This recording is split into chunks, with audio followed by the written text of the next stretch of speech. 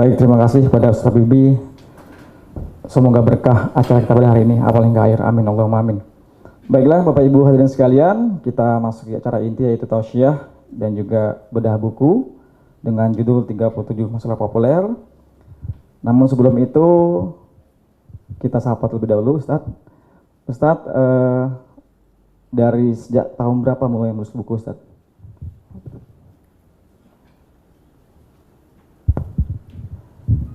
Dari sejak tahun berapa menulis buku? Kita tengok biografi dulu. Ada di halaman 444. Wah. Nah, jadi buku dicetak oleh penerbit Cendekia Muslim Jakarta April 2004. Kemudian 2004, 16 tahun yang lalu. 2004, 2010, 2011 semuanya ada 16 buku yang campur terjemah dengan yang saya tulis sendiri, ada satu tesis. Kemudian yang buku ini tahun 37. Ini 37 waktu umur saya umur 37. Alhamdulillah, barakallah. Ya, barakallah. Baik, terima kasih Ustaz. Mungkin para hadirin sudah pernah membaca, ada banyak buku yang beliau tulis ya, ada 37 masalah populer, ada 35 kisah maut, ada 99 tanya jawab masalah salat ya, ada 66 tanya jawab masalah umroh ya. Kemudian ada 40 hadis dan zikir. Ada ya. Dan alhamdulillah sebagian dari para karyawan-karyawati BSM sudah mulai mengoleksi buku-buku Ustadz dan membaca. Dan hari ini sebenarnya adalah kita ingin mendengar langsung nih dari sang penulis mengenai isi dari buku yang sangat monumental tersebut. Oleh karena itu, mari sama-sama kita dengarkan tausiah dan juga bedah buku dari Ustadz Abdul Somad. Kepada beliau kami silakan. Bismillahirrahmanirrahim. Assalamualaikum warahmatullahi wabarakatuh. Yang saya hormati keluarga besar Bank Mandiri Syariah area Jambi. Kemudian yang saya hormati Ustadz Dahrizal Dahlan dari Khairul Umam Travel. Berangkatlah haji dan umroh bersama Khairul Umam. Kalangannya pakai BSM.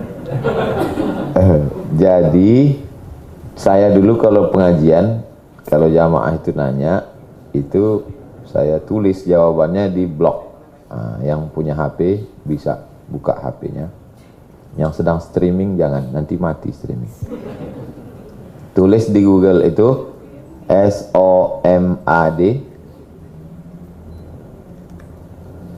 tidak pakai spasi, SOMAD MOROCCO. SOMAD MOROCCO, Somad Moroko. Spasi kredit. Kita mau tes. Misalnya kita mau cari kredit. Nah, kalau kita mau cari kurban, jangan tulis kredit. Tulis kurban. SOMAD MOROCCO kredit. Enter. Nah, gimana? Udah nampak? Kalau tak nampak berarti paket habis. Setelah itu klik Somad Moroko kredit. Nah, jadi ceritanya waktu itu orang nanya, Ustadz kalau saya kredit rumah riba enggak? Ya tergantung di bank mana. Kalau bank konvensional riba, karena akadnya pinjam uang bayar uang. Tapi kalau di bank syariah itu murawahah, permodalan.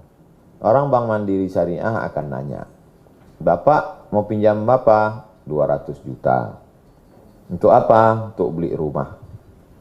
Nanti Bank Mandiri Syariah akan beli rumah itu, lalu kemudian rumah itu jadi milik Bank Mandiri Syariah, lalu dijual ke orang yang mau pinjam tadi, maka waktu itu akadnya adalah uang dengan barang, bukan uang dengan uang. Nah, maka di situ saya tulis, coba lihat fatwanya.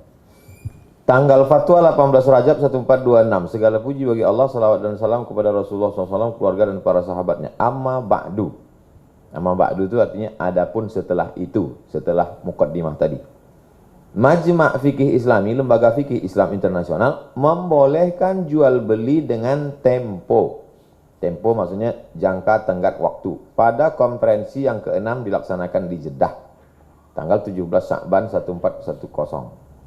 Bertepatan 14 Maret 1990. Dengan keputusan nomor 5326 tentang jual beli dengan tempo jangka waktu, fatwa dalam masalah ini boleh tambahan pada harga dengan tempo.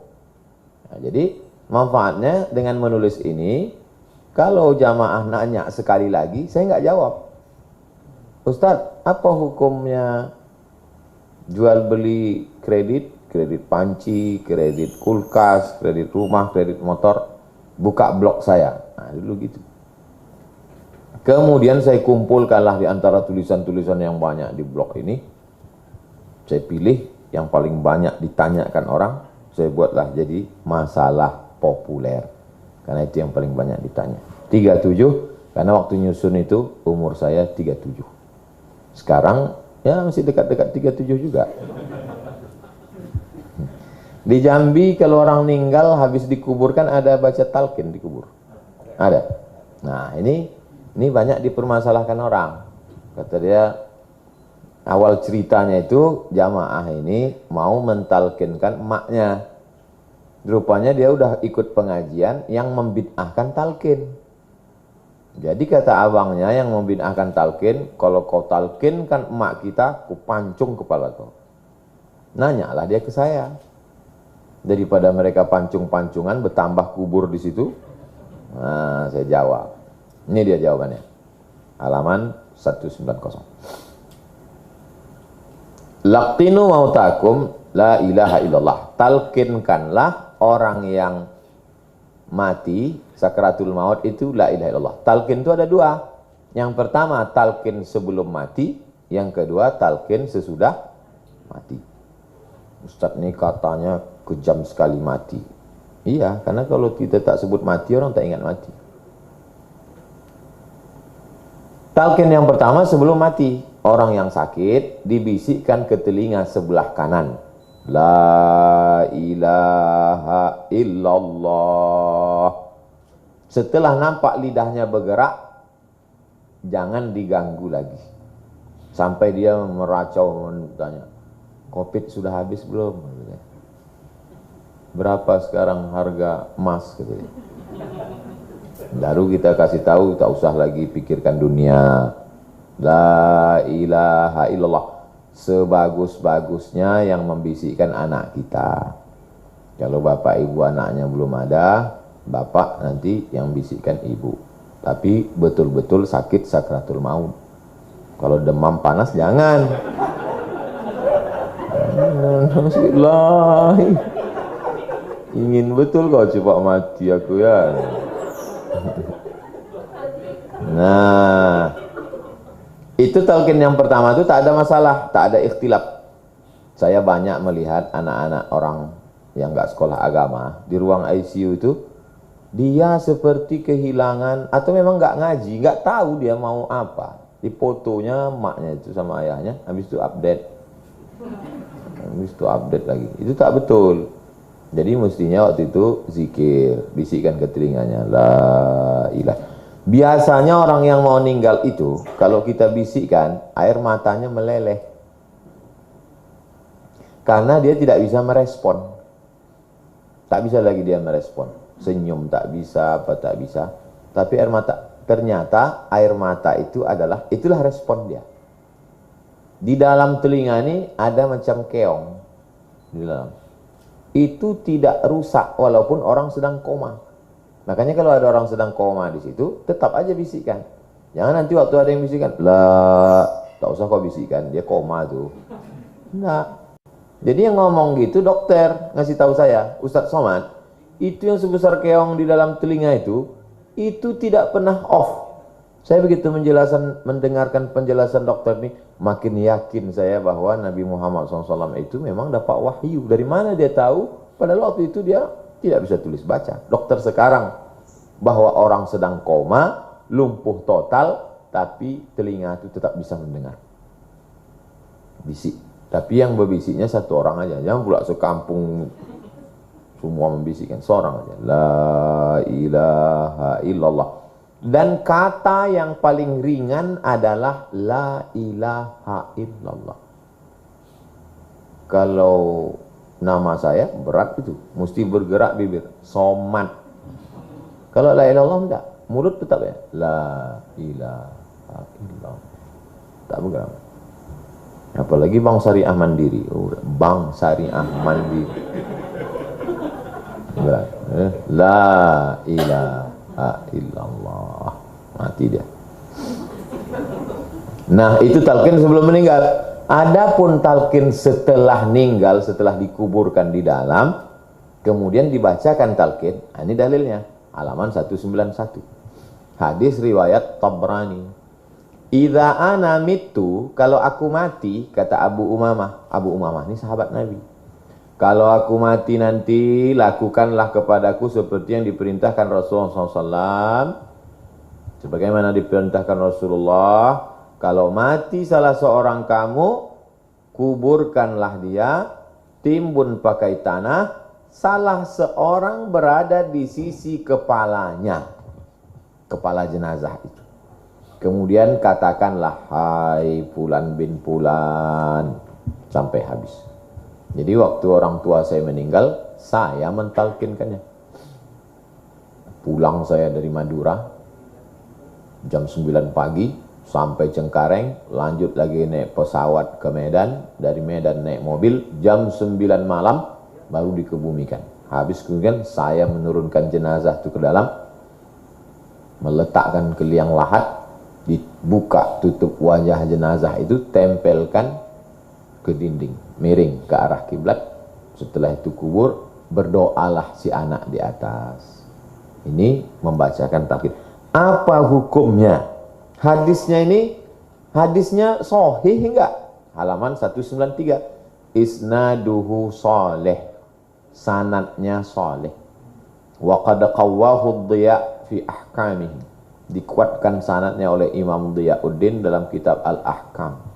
Begitu kata Imam Al-Hafiz Ibnu Hajar Al-Asqalani. Jadi nanti mana tahu di antara keluarga ada yang berkonflik masalah talqin ini, tunjukkan dia ini.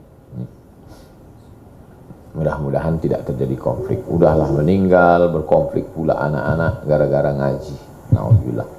Riwayat 2 ada, riwayat 3 ada, riwayat 4 ada, riwayat 5 ada, hadis lain ada, kata pendapat ulama ada, lengkap semuanya. Sudah saya susunkan.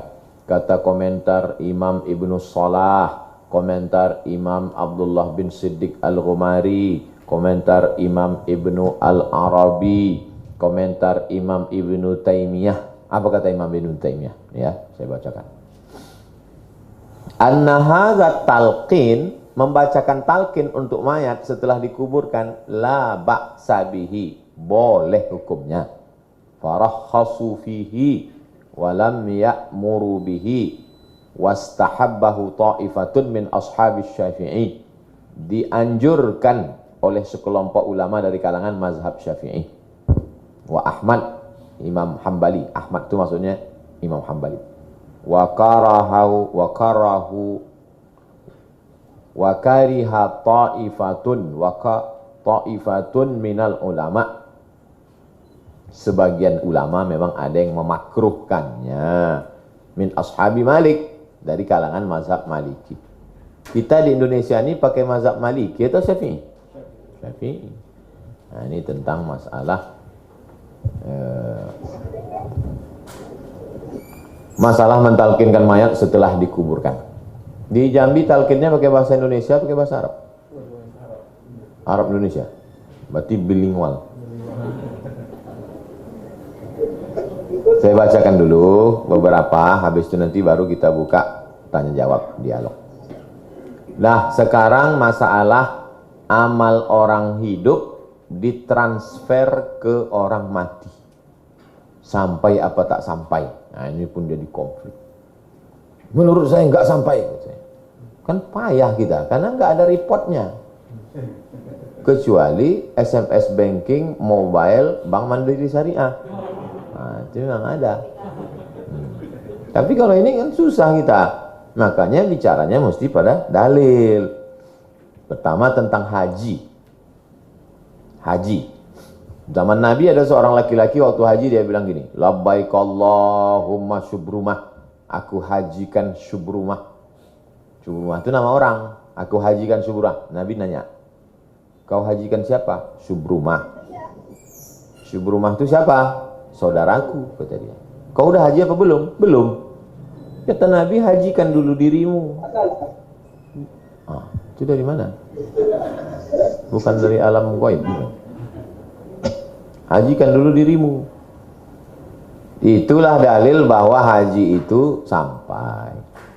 Jadi Bapak Ibu dari Bank Mandiri Syariah, kalau ada orang tuanya dulu belum haji, kemudian nanti panjang umur, sehat badan, murah rezeki, Bapak Ibu berangkat pakai ONH+. Berangkat sekali, hajikan diri. Berangkat yang kedua, hajikan orang tua. Sampai. Ini dalil hadis sahih. Haji sampai. Sekarang puasa. Sampai tak puasa? Man mata, siapa yang mati, wa alaihi siyamun, punya utang puasa, soma anhu waliyuhu, ahli warisnya melaksanakan puasa. Jadi kita punya emak, punya ayah, ada utang puasa dia. Karena dulu waktu mengandungkan kita, dia tak puasa tuh sampai 90 hari. Mengandung pertama 30 hari. Tahun kedua kita menyusu 30 hari. Tahun ketiga menyusu 2 tahun 30 hari. Satu anak itu 90 hari puasa emak itu tinggal. Kalau anaknya Doremi Posolasido, bayangkan berapa utang puasa dia itu. Ini banyak anak-anak. Kau adik-beradik berapa? 12 katanya. Senyum pula tuh, banyak kan? Dia tak tahu maknya punya utang puasa berpuluh-puluh gara-gara dia. Jadi kalau suami itu mengaji, diingatkannya, kau puasa Bu Senin Kamis. Kalau istiqomah puasa Senin Kamis dengan niat kodok mengganti selama setahun, itu lunas insya Allah 30 hari itu, 90 hari. Senin Kamis, Senin Kamis, Senin Kamis, Senin Kamis, sebulan 8 hari, 10 bulan 80 hari, tambah sebulan 88, tambah 2 90. Saya ajari pula orang bank ngitung. Artinya ibu puasa Senin Kamis bagus. Ternyata untuk mengganti sel-sel yang mati, merefresh, paling bagus adalah puasa. Paling bagus puasa. Saya baru dapat video 3 hari puasa itu bagus sekali. Makanya puasa. Saya hari ini tak puasa, alasannya 3. Pertama karena hari Jumat, yang kedua karena musafir, yang ketiga karena bau durian. Nah, sebab itu kalau ibu-ibu, bapak-bapak puasa bagus. Kemarin kami sosialisasi wakaf di rumah sakit. Kata Pak Dokter, Ustadz Somad, cuci tangan itu tidak membunuh virus. Jadi yang mati itu apa Pak Dokter? Yang mati itu kuman. Saya nak nanya apa beda virus sama kuman. Masa profesor nanya? Jadi saya diam. Jadi Pak Ustadz, yang bisa mematikan kuman itu bukan sabun. Yang bisa mematikan kuman itu jangan kita kasih kuman itu makan, kata dia. Makanan kuman itu gula. Jadi orang kalau gulanya rendah, turun, kuman mati. Tak tahan kuman. Pas datang COVID itu tengoknya, tak bergula kawan nih. Gitu. Dan orang yang paling rendah gulanya adalah orang puasa. Jadi kalau 3 hari dia puasa, 13, 14, 15, hari pertama masih bertahan COVID tuh. Pas diajak sama kawannya, gimana Bray, cabut kita. Alah, dia ini paling-paling sehari puasa, besok bergula nih gitu. Pas tengoknya 2 hari, mak tak tahan gitu. Hari ketiga carinya lah yang banyak gula-gula. Nah, kalau saya puasa tak puasa memang banyak orang husnuzon, disangka orang saya puasa, tengoknya kurus, lemas kan. Puasa Ustaz. Nah, jadi rupanya sudah disediakan Nabi. Jadi puasa ini bagus mengganti puasa ibu, dan orang tua yang meninggal dunia dikirimkan puasa qadanya. Makanya yang orang tuanya masih hidup tanya sekarang berapa hari puasanya tinggal. Catat, nanti udah dia meninggal, bagi-bagilah ke saudara-saudara. Besok kalian datang ya, ada yang mau ku bagi nih. Datanglah mereka ramai. Wah, abang tuh tak terlalu semangat, bininya semangat. Sangkanya ada pembagian gelang. Abang 3 hektar 3 hari. Maksud kau apa? Mak kita punya utang puasa. Tahu gitu tak datang aku tadi. Jadi puasa itu sampai. Apalagi yang sampai? Kurban. Itu kemarin kan banyak nanya, sampai nggak Pak Ustadz kurban saya untuk orang tua? Sampai. Tapi Ustadz Anum bilang nggak sampai. Rupanya dia tak mau keluar duit. Halaman 204 kata Syekh Ibnu Utsaimin begini. Wal udhiyatu ibadatun badaniyatun. Kurban itu ibadah badan. Qawamuhal mal. Sumbernya adalah harta. Dhahan Nabi SAW an ahli baitihi wa an ummatihi. Nabi berkurban untuk keluarganya dan untuk umatnya. Itu menunjukkan waktu Nabi berkurban itu, kupotong kurban ini untuk umatku. Umat Nabi itu kan ada yang sudah mati kan? Itu menunjukkan sampai. Seandainya tak sampai, pasti Nabi akan mengatakan, ini kupotong kurban untuk umatku yang hidup saja, yang mati enggak. Itu kata Imam. Wa yanaluhum sawabuhu. Maka mereka dapat pahalanya. Kalau tak dapat, mana mungkin dilakukan Nabi. Sedekah sampai. Jadi Bapak Ibu dapat duit gajian dari Bank Mandiri Syariah, pulang singgah ke panti jompo anak yatim, sedekah untuk almarhumah. Assalamualaikum Pak Ketua Panti. Waalaikumsalam. Saya dari Bank Syariah Mandiri baru gajian. Tahu kalian kan kami banyak duit? Ya, ini berapa semua anak-anak yatim sini? Ada kira-kira 100. Keluarkan. Saya bawa nasi bungkus nih, 3 aja.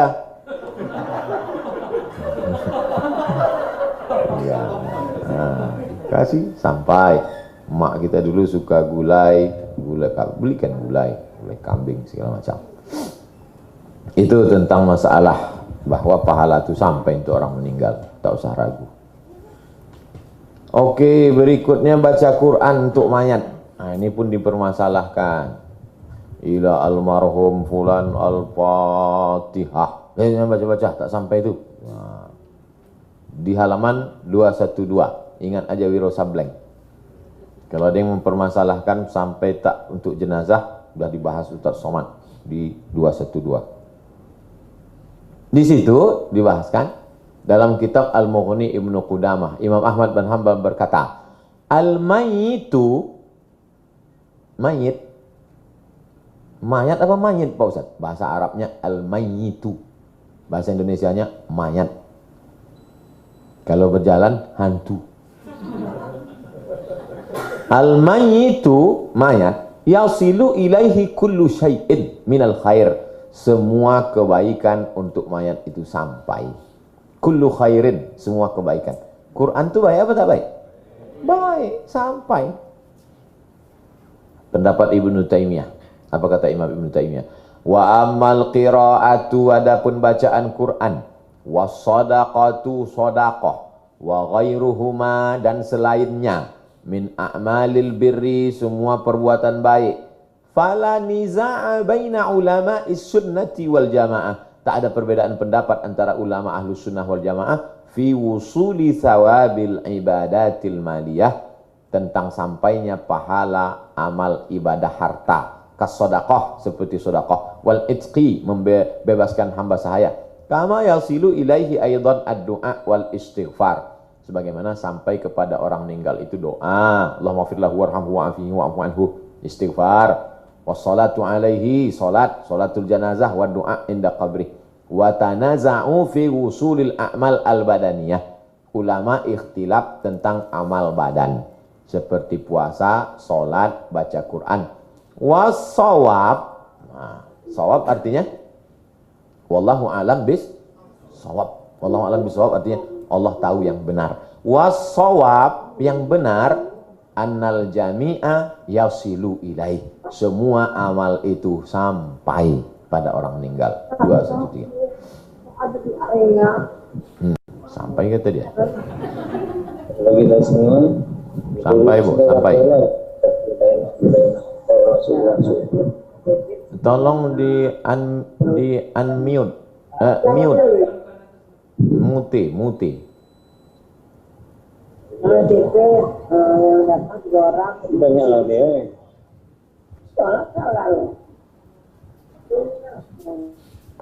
Apa dibahas orang itu? Udah, sekarang masalah membaca Quran di kubur. Kita ziarah nih ke kubur, kita baca Quran. Bismillahirrahmanirrahim. Qul huwallahu ahadunillahus samadu lam yalid wa lam yulad wa lam yakul lahu kufuwan ahad. Ada orang ziarah kubur tuh takut dia baca. Di situ diam aja. Kau enggak baca apa-apa? Enggak, takut aku. Bacanya ayat kursi. Takut sundel bolong. Kata Nabi, iza mata ahadukum, kalau ada orang mati, la tahbisuhu, jangan tahan jenazahnya lama-lama. Saya kalau meninggal pagi, minta kuburkan juga hari itu. Kalau meninggal sore, jangan tunggu besok pagi. Langsung kuburkan. Kalau ada yang menggali, mudah-mudahan ada. Kalau tak ada, tak perlulah sampai sewa beko, traktor. Wa asri'u bihi, cepat-cepat kuburkan, ila qabrihi, wal yaqra' inda ra'sihi bi fatihatil kitab, bacakan pada bagian kepalanya al-fatihah. Wa inda rijlaihi, pada kakinya bacakan khatimatil baqarati fi qabrihi, ujung al-baqarah, lillahi ma fis samawati wa ma fil ardh. Inilah dalil boleh membacakan. Apa kata Imam Syafi'i? Yustahabbu an yaqra'u wa yuqra'u indahu syai'an minal Qur'an. Yustahabbu an yaqra'u, dianjurkan orang yang hidup itu membacakan sebagian dari Quran. Fa in khatimul Qur'ana kullahu kana hasanan. Tapi kalau dia sanggup baca Quran sekhatam, maka hasanan. Apa arti hasan? Good. Baik. Tapi jangan nanti yang punya suami Hasan balik dari sini, abang good. Kana hasanan. Baik hukumnya membacakan Quran. Itulah makanya kadang ada orang dikhatamkannya Quran, itu orang tuanya. Tak sanggup baca Quran, sekhatam hatinya Al-Quran. Yasin. Tak sanggup baca hatinya Quran, induknya Al-Quran. Al-Fatihah. Al-Fatihah pun tak juga sanggup, mati aja lah. Payah kali lah beramal. Wastahabbal ulama'u qira'atal Qur'ani indal qabri li hadzal hadis. Ulama menganjurkan supaya membacakan Quran di samping kubur. Ketika Nabi sedang lewat di kubur, diambilnya pelepah kurma, dicucukkannya ke makam. Ditusukkannya ke kubur. Kenapa ditusukkan? Ternyata pelepah kurma itu kalau dia basah bertasbih. Sedangkan tasbihnya aja sampai kepada orang di dalam, apalagi bacaan Quran. Kata Imam Nawawi, halaman 219. Tak ada di buku ini pendapat saya. Tak ada, menurut saya tak ada. Dan banyak juga yang komplain, Ustadz, untuk apa Ustadz buat Arab gundulnya? Sedangkan berambut aja kami tak bisa baca, kata dia. Saya tak mau dituduh orang mengada-ngada. Nanti difitnahnya, dibulinya saya, alah tuh somat mengada-ngada, mana buktinya? Ini dia. Bagi yang tak bisa baca Arab gundul, baca terjemahnya aja. Sama macam kita bertamu di rumah orang. Kalau kita bergigi, makan kacang. Kalau tak ada, agar-agar itulah telan. Jadi jangan komplain sama yang punya rumah. Kenapa disediakan kacang? Udah tahu saya tak begini. Ya, itu kan udah disediakan. Kalau kau merasa sehat, ini. Gitu juga dengan ini. Kalau bisa baca kitab kuning, baca yang gundul nih. Kalau tak bisa, usah ditengok berkunang-kunang. Baca terjemahnya aja. Bukan saya paksa di awal bacalah Arab gundulnya. Enggak. Panjang saya bahas itu, pendapat ulama lengkap. Kemudian di Jambi masih ada orang baca Yasin. Alhamdulillah. Saya ngetes saja. Malam Jumat baca Yasin, pindah rumah baca Yasin, sore-sore ibu-ibu baca Yasin, bapak-bapak baca Yasin, mobil baru baca Yasin, mobil second Al-Fatihah.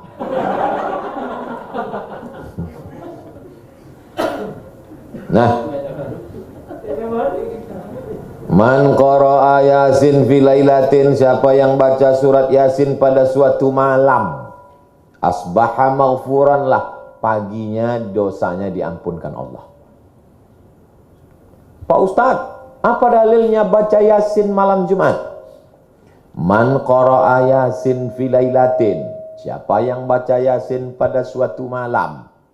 Tapi kan nggak disebut malam Jumat di situ Pak Ustadz. Kau kalau bodoh, makan otak-otak. Malam Jumat itu malam apa tak malam? Malam kan? La ilaha illallah. Kecuali ada satu hari tidak masuk dalam yang 7 itu namanya malam Jumat baru keluar. Ini kan disebutnya siapa yang baca Yasin pada suatu malam, termasuk malam. Itu enaknya ceramah di Bank Mandiri Syariah. Cerdas-cerdas jamaah. Nggak susah kita menjelaskan. Kadang belum saya jelaskan, orang itu udah ngangguk duluan. Oh, udah baca itu. Memang betul. Yang pertama turun Iqra. Ini hadisnya bisa diterima apa tidak? Tengok halaman 226. Isnadu jayyid, sanadnya jayyid, baik. Yang ngomong itu bukan saya, Imam Ibnu Katsir. Nama tafsirnya Al-Qur'anil Azim. Tentang dibacakan untuk orang mati, iqra'uha ala mautakum. Tentang dibacakan pada perkara-perkara yang sulit, tengok halaman 227. Wa min khasaisi hadhihi surati, di antara keistimewaan surat Yasin, la tuqra'u inda amrin asirin, kalau dibacakan pada perkara-perkara yang susah yang sulit, illa yassarahullah, dimudahkan Allah. Itulah dalil orang yang susah sakratul maut itu dibacakan ya Yasin. Alhamdulillah Pak Ustaz, begitu saya bacakan suami saya itu mati langsung. Seminggu kami nunggunya Pak Ustaz. Saya ngetes saja kira-kira ibu ini senyum apa tidak. Senyum. Seminggu Pak Ustaz. Wa ka'anna qira'ataha, membaca Yasin waktu orang mau meninggal itu, indal mayit, la tanzilur rahmah wal barakah, turun rahmat dan barokah. Buka toko baru baca Yasin, buka rumah baru baca Yasin, turunlah rahmat di situ, turunlah barokah. Diundang anak yatim, fakir miskin ramai-ramai. Tapi sekali aja lah. Ini kadang anak yatim sudah fa subhanalladzi biyadihi malakutu kulli syai'in wa ilaihi turja'un. Shadaqallah 3 kali. Itu bukan nurun barokah, menyiksa anak yatim. Udahlah 3 kali, shadaqallah, tahlilnya 100. Nah, kasihan anak yatim. Berzikir la ilaha illallah. Rupanya tutup piring itu koran, dihembus angin, kipas angin kuat. Nampaklah mie halus.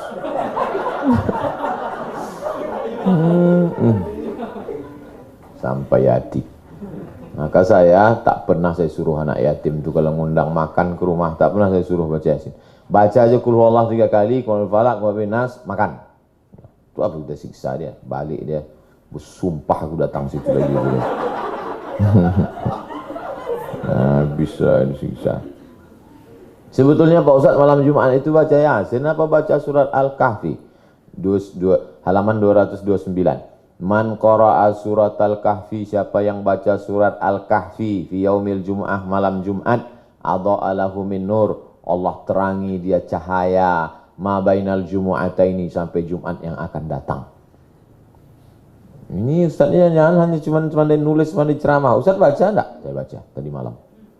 Malam baca Al-Kahfi, baca Yasin, baru tidur. Baca Yasin tak mesti malam Jumat, tiap malam, tiap kesempatan. Baca Al-Kahfi malam Jumat. Diberi Allah cahaya sampai Jumat berikutnya. Maksud cahaya itu apa? Kita ini bayi tak boleh mati lampu. Bayi kalau sampai mati lampu, kata dokter, sesak nafasnya. Itu sesak nafas. Maka bayi tak boleh mati lampu. Kita ni pun kalau tak dapat hidayah dari Allah macam mati lampu. Tak tahu kita hidup ni arahnya kemana, kehilangan arah. Akhirnya mencari ketenangan lewat sabu-sabu, narkoba, LGBT, diskotik, macam-macam kerja. Maka supaya kita dapat pencerahan, cahaya, kita baca surat Al-Kahfi. Yang belum baca, mudah-mudahan Jumat depan masih hidup. Awaslah. Kemudian baca Quran sama-sama. Ramai-ramai baca Quran. Bismillahirrahmanirrahim. Yasin wal Qur'anil Hakim. Innaka laminal mursalin. Kata yang mimpin. Yang di samping-samping itu mulutnya jaga. Megang Yasin tidak. Quran digital tak ada. Belilah Quran digital di Play Store. Coba ketik Play Store Quran digital, download. Nanti kalau ada orang baca Yasin, buka. Ini banyak saya tengok. Hafal Yasin tidak. Tengok surat Yasin tidak. Quran digital tidak, tapi mulut bergerak. Kan curiga kita. Yang curiganya lagi, waktu pembimbing itu salah, dia ikut salah juga. Kalau saya tetap saya buka. Saya tetap ada Quran digital.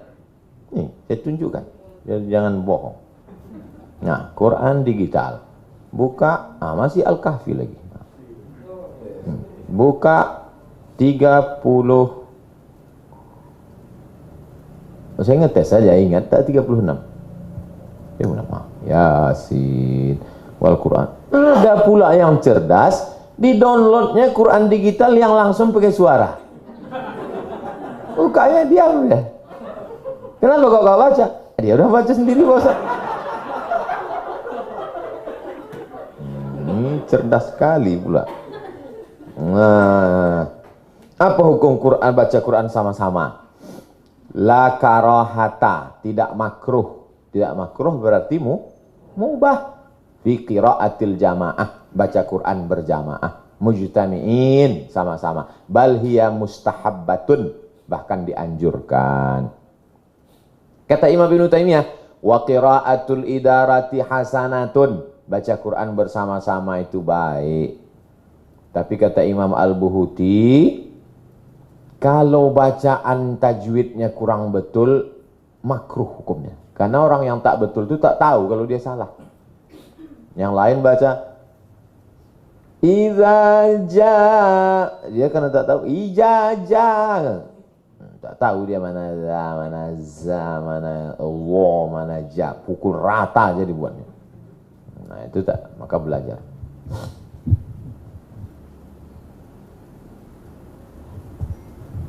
Mengusap wajah setelah berdoa.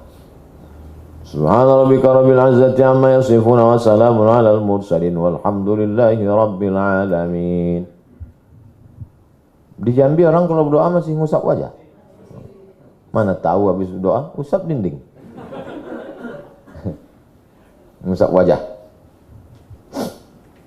Karena Rasulullah Nabi Muhammad SAW idza madda yadayhi fid du'a, kalau dia mengulurkan tangannya berdoa, lam yaruddahuma hatta yamsaha bihima wajhahu. Nabi itu kalau mengulurkan tangannya berdoa, tak dia turunkan sebelum mengusap wajahnya. Alhamdulillahirabbil alamin. Kenapa? Karena waktu berdoa itu rahmat dan barokah turun, diusapkan ke wajah. Tapi yang tak mengusap tak apa-apa. Yang salah itu menyalahkan orang yang mengusap. Nah, itu. Dia baru tobat pagi tadi. Dan baru ke masjid malam nih. Sedang husuk-husuknya dia berdoa. Preman. Mabuknya pun masih tersisa sedikit. Usapnya aja. Datang kawan di sebelah. Mengusap wajah. Nggak ada dalilnya. Lama dia berpikir. Aku 20 tahun mabuk. Tak ada kau larang. Sekarang baru sekali ini berdoa kau larang. Apa? Katanya. Dia baru taubat kan. Selama ini aku buat maksiat. Diam aja. Congor kau. Katanya. Sekarang aku baru berdoa sekali. Situ pula kau rewel. Kata dia. Dia sedang hanyut dalam doa meleleh air mata. Ya Allah. Enggak boleh kata. Apa kata. Oleh sebab itu mengusap wajah. Saya sebetulnya tidak memaksa mau ikut ini. Maksud saya itu ya seperti di halaman 330. Walladzi ara fil mas'alati, kata Syekh Ibnu Utsaimin, menurut saya, kata Syekh Ibnu Utsaimin, anna man masaha la yunkaru alaihi. Kalau ada orang mengusap wajahnya, jangan diingkari. Ada orang mengusap wajah, ya biarkan aja. Wal man lam yamsah la yunkar alaihi. Siapa yang tidak mengusap wajahnya, jangan diingkari. Yang ngusap pun jangan diingkari, biarkan aja. Jadi cara berdoa itu Pak Ustaz, ada yang angkat tangan, ngusap. Ada yang angkat tangan, enggak ngusap. Enggak ngangkat tangan, enggak ada angin, tak ada hujan, tiba-tiba ngusap aja. Bisa jadi dia mengantuk, menguap. Itu bukan ibadah namanya.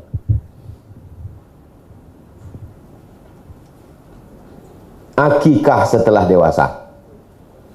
Ini banyaklah kemarin waktu hari raya kurban. Ustaz, saya enggak kurban. Kenapa kau tak kurban? Karena belum akikah. Jadi alasan dia tiap tahun tak kurban karena itulah. Kau udah daftar kurban? Belum. Tak ada duit? Banyak duit. Kenapa kau tak kurban? Belum akikah. Tak ada hubung kait antara kurban dengan akikah. Akikah itu tanggung jawab ayah kita terhadap kita. Sedangkan kurban tanggung jawab kita terhadap diri kita. Jadi kalau ada di antara kita yang belum diakikahkan, ya nggak apa-apa. Dan akikah itu tidak wajib hukumnya. Akikah itu paling tinggi sunat muakkad. Tapi kalau ada yang mau akikah setelah dewasa, halaman 334, hukumnya boleh. Yustahabbu an ya'uqqa an nafsihi, boleh mengakikahkan diri sendiri. Pegawai BSM, Bank Syariah Mandiri, Bank Mandiri Syariah, ada yang belum akikah dulu, boleh akikah nanti malam. Bisa kita datang ya? Bisa lah dia. Mau akikah, cari memang www.kambing.com. Datang kami. Tapi akikah saja, jangan pula minta cukur rambut.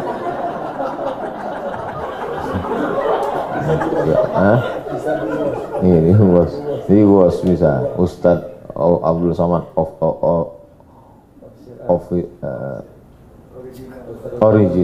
original store. Di mana alamannya? Jalan Beringin, lantai 2. Nasi mandi, bawa kambing. Boleh akikah setelah dewasa. Afdalnya hari ke-7. Tak bisa hari ke-7, 14. Tak bisa 14, 21. Tak bisa 21, tak usah tengok kalender lagi. Setahun, 2 tahun, 3 tahun. Pak Ustadz, boleh nggak ya anak saya akikahnya sekalian pas acara khitan? Oh tanggung Bu, langsung aja akikah, khitan, nikah sekalian. Apa ya orang ini? Ibadah ditawar-tawar. La ilaha illallah. Orang mau punya anak itu susah, bayi tabung sampai 100 juta ke Singapura. Ini dikasih anak cuman kurban 1 ekor kambing di Jambi berapa? 2 juta, 3 juta, 6 juta cuman. 94 juta diskon dari Allah SWT. Begitu susahnya orang. Inilah susah hati saya Pak Ustadz. Saya udah 10 tahun nikah belum punya anak. Kawan saya baru 3 bulan belum punya anak.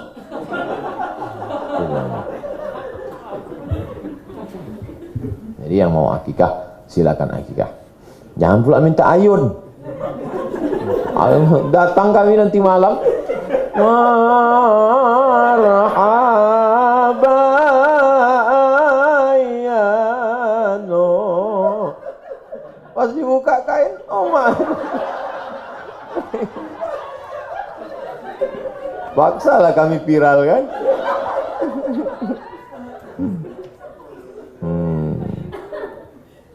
Pakai emas bagi laki-laki. Halaman 338. Naha an khatamiz zahab, hadis Bukhari dan Muslim. Nabi melarang pakai cincin emas. Ustadz itu kemarin kami lihat cincin Ustadz itu kuning, imitasi. Dikasih sama jamaah, pasangkannya kuning, dikasih taunya itu bukan emas Pak Ustadz. Takut dia saya malu, saya jual, tahu-tahu ketahuan palsu kan. Emas saya ini putih Pak Ustadz, namanya emas putih. Emas itu warnanya kuning, tapi karena dicampur nikel 5%, lalu kemudian perak 10%, emasnya 85%. Maka sesungguhnya emas putih itu adalah emas. Jadi nanti kalau mau nikah emasnya tetap tak usah pakai emas putih atau emas kuning, pakai perak. Pakai perak. Suasa itu emasnya 20, peraknya 80, emas juga. Oleh sebab itu pakai perak. Cincin saya ini perak. Mereknya Casio. Casio orang. Nah, itulah yang dapat kita bahas. Pengantar dialog kita. Mudah-mudahan buku ini bermanfaat. Amin. Ya Rabbal Alamin. Terima kasih. Saya kembalikan ke moderator. Assalamualaikum warahmatullahi wabarakatuh. Waalaikumsalam warahmatullahi wabarakatuh. Alhamdulillah, terima kasih Ustadz. 1 jam terasa 1 menit. Ya, hadirin sekalian. Ada waktu kira-kira setengah jam kita buka dialog atau kertas yang dibacakan, Ustadz? Kuisnya? Dialog, baik. Untuk pertanyaan mungkin yang pertama kali kami silakan kepada Ustadz Habibie untuk menanya.